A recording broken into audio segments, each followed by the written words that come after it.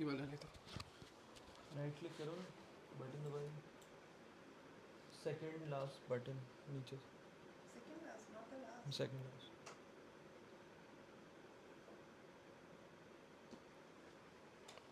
Hello.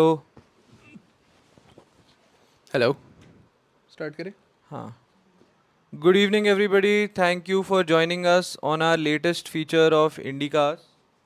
And today we are talking about the last few weeks and the important events that have happened. One of the defining features of our venture at Indicast has been that we have focused on Manipur quite a lot, in especially northeastern affairs. We have been doing this since 2024. We know the situation in Manipur has been very fragile since 2023. So we will pivot back to one of our core issues this time, and one of the reasons behind that is obviously that the fact that our honorable prime minister visited Manipur this past week and announced a slew of major infra projects there, and also met communities, both the Methi communities in the Imphal Valley and the Kukki community in the Chura Chandpur area. So I think it's definitely a start.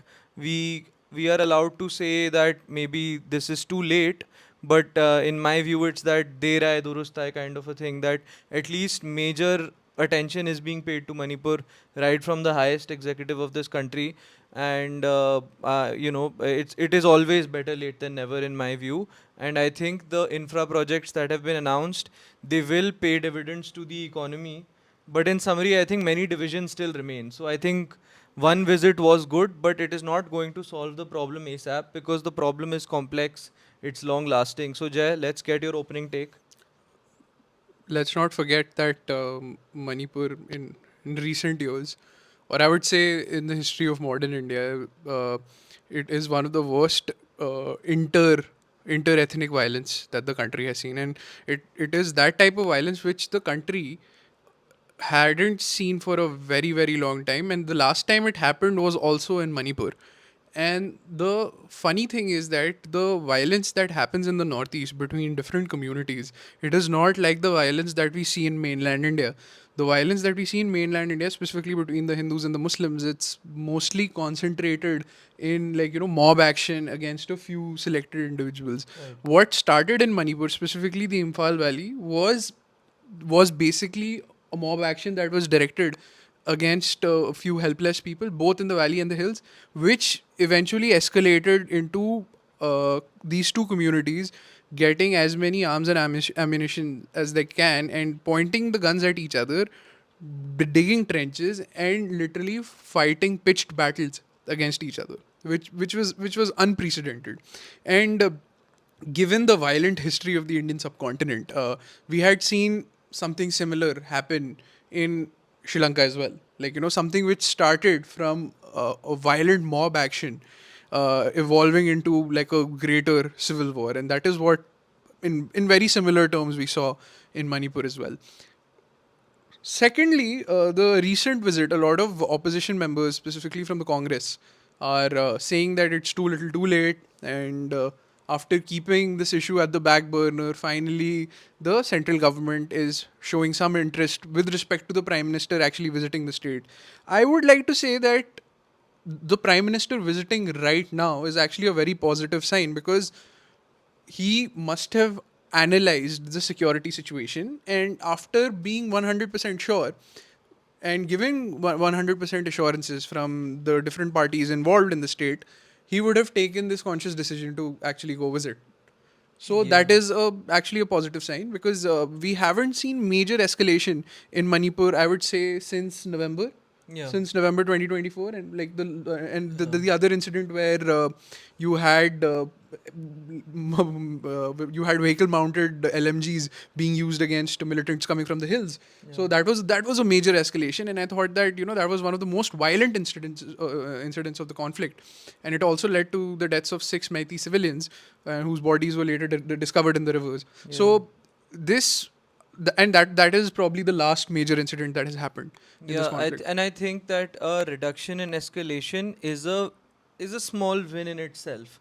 Now, I think I'm not saying that this is a major victory that we should strive for, but as long as the situation is not getting worse, we can always sort of arrest the damage and reverse the trajectory. I just want to say that in the whole meeting that was happening, whether it was with the Methi leaders or with the Kuki leaders, it was mainly the Prime Minister and the Governor Ajay Bhalla who were present there. So it indicates the degree of political vacuum in the state also, that these are both sort of union government or union government appointed people.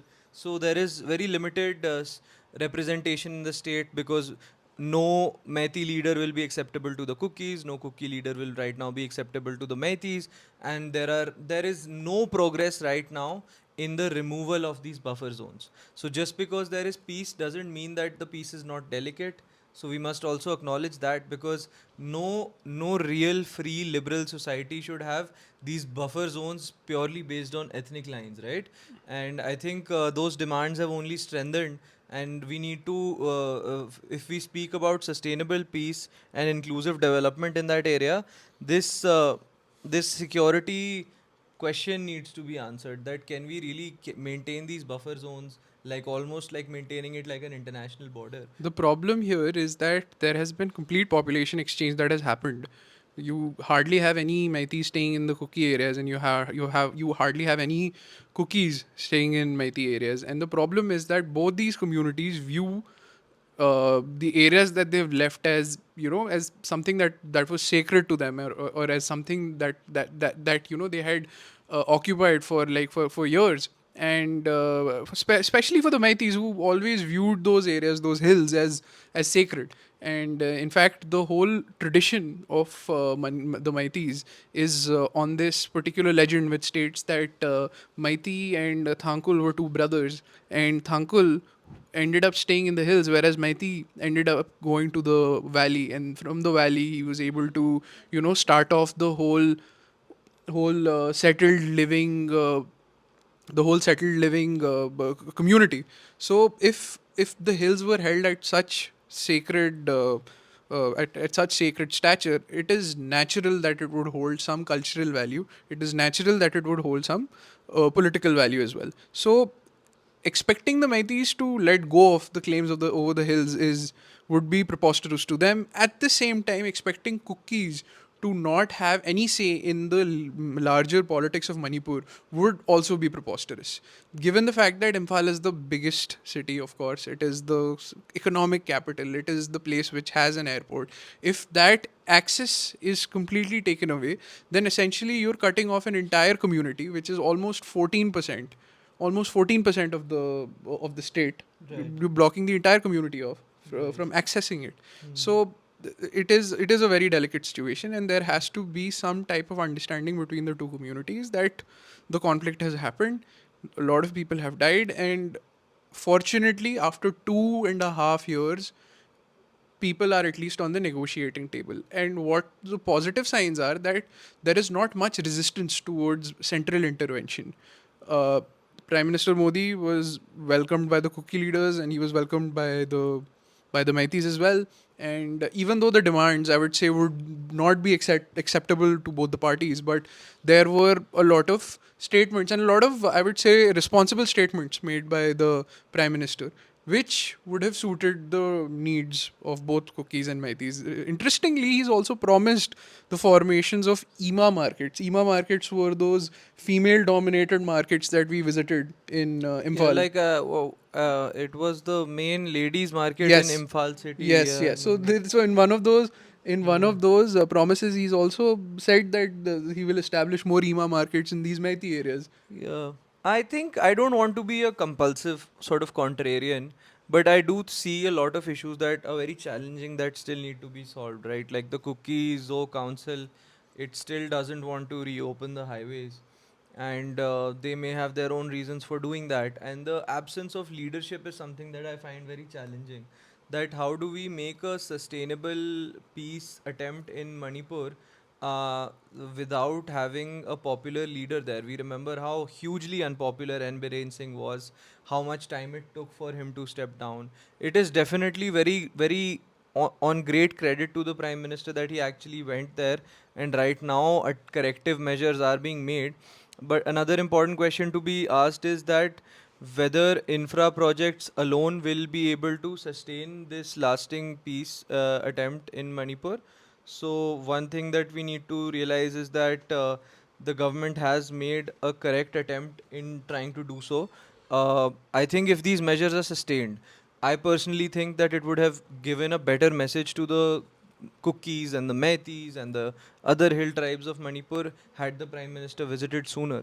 But again, credit to him that he actually went there, he spent time there, and if this effort is sustained, I think this will only improve. Manipuris are very proud people, so all these attempts, like maybe we should cut a half UT, half state kind of setup, that will not work. The Counterproductive. yeah, the regular attempts at reimagining lasting peace and addressing core issues around drug trade, around unemployment, around free movement from Myanmar, when with a popular leader from Manipur, these things will actually possibly cause a peaceful Manipur in the next few years, which is something I pray for. Yeah. And again, I'm not saying we are big experts on this, but that is from as someone who's following this for the last 2 3 years. See, the issue also, it also boils down to how diverse the Kuki tribes are. So there are multiple tribes which are under the umbrella term of Kuki. There are Hummers, there are Paites, there are Simtes, there are so many different Kuki tribes in themselves, and each of these sub tribes have their own leaders, have their own tribal councils. So it is very, very difficult to amalgamate them into a central leadership because these tribes in itself are so divided. And in our previous episodes, we also discussed the intra tribal warfare that was happening between Hammars and Paites. We had covered that as well. So from that angle, I think the Meiteis are more homogenous. They have, or they have, like, they have their Meitei culture, they have their Hindu culture as well, and on top of that, there is, like, this understanding that, okay, there is this one united Meitei political identity, which has, like, separate. There are Christian Meiteis as well. There are Muslim Meiteis as well. But overall, there is a united Meitei identity, which is around 48% of Manipur. So for that, you can have a centralized leadership, and that's why amongst those people, Enviren Singh was so popular.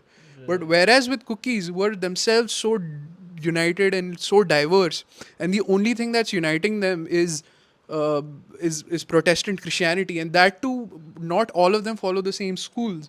So it eventually becomes very difficult as to what the political aspirations of such disparate tribes are.